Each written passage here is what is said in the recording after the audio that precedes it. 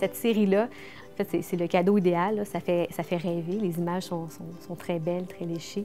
Puis c'est aussi un outil qui est pratique pour préparer son séjour au Québec.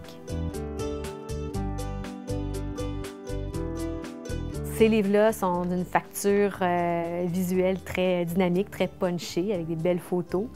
On a aussi gardé le côté pratique de nos livres. Donc, c'est des activités qui sont proposées, qui ont été testées et approuvées par l'équipe. Les informations sont bien structurées. C'est facile de s'y retrouver.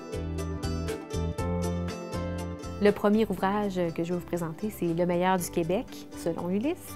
Donc, on a recensé 400 expériences inoubliables. Ça, on a vraiment eu du plaisir à le faire. Puis, ça donne plein d'expériences à faire, comme aller passer la nuit au parc Omega dans la Ouitande pour entendre les loups hurler la nuit. Le deuxième ouvrage que je vais vous présenter, c'est Plein air et art de vivre. Celui-là se décline en 125 séjours épicuriens.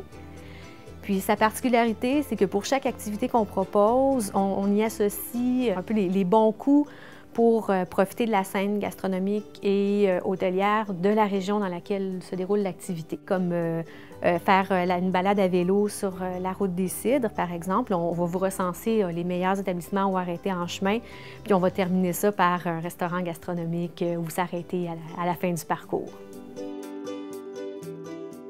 Le dernier, non le moindre, c'est Étonnant Québec. Ça, on a trouvé 150 expériences insolites à faire au Québec.